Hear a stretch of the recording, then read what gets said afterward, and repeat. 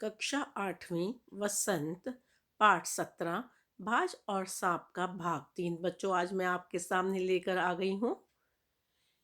आज मैं आपको प्रश्नोत्तर समझाने जा रही हूँ। प्रश्न है, एक दिन गुफा में कौन किस अवस्था में आ गिरा? उत्तर, एक दिन आकाश में उड़ता हुआ खून से लथपथ एक बाज उस सांप की गुफा में आ गिरा। प्रश्न 2, जहाँ सांप रहता था वहाँ कैसा प्राकृतिक दृश्य था? उत्तर, समुद्र के किनारे ऊंचे पर्वत की अंधेरी गुफा में एक सांप रहता था। समुद्र की तूफानी लहरें धूप में चमकती चिलमिलाती दिन भर पर्वत की चट्टानों से टकराती रहती। प्रश्न 3, चट्टान की खोखल में बैठा सांप क्या सोचता था, फिर उसने क्या प्रयास किया और उसका क्या परिणाम निकला?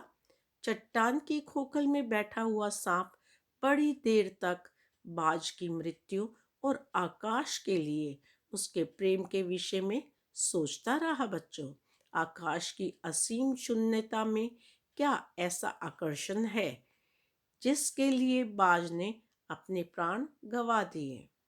वह खुद तो मर गया, लेकिन मेरे दिल का चैन अपने साथ ले गया। न जाने आकाश में क्या खजाना रखा है। एक बार तो मैं भी वहां जाकर उसके रहस्य का पता लगाऊंगा। कम से कम उस आकाश का स्वाद तो चखूंगा।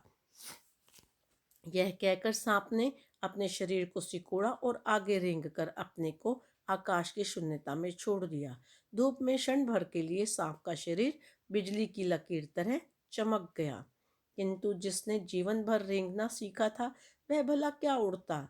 नीचे छोटी छोटी चट्टानों पर थप से सांप जा गिरा। ईश्वर की कृपा से बेचारा बच गया, नहीं तो मरने में क्या कसर बाकी बची थी। बाज के मरने के बाद सांप के आश्चर्य का ठिकाना क्यों न रहा? किसका गीत गूंज रहा था?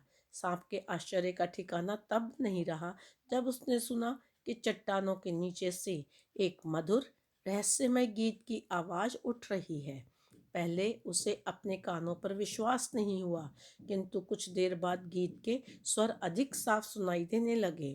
वह अपनी गुफा से बाहर आया और चट्टान से नीचे झांकने लगा।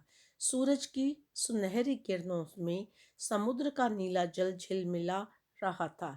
चट्टानों को भिगोती हुई समुद्र की लहरों में गीत के स्वर फूट रहे थे।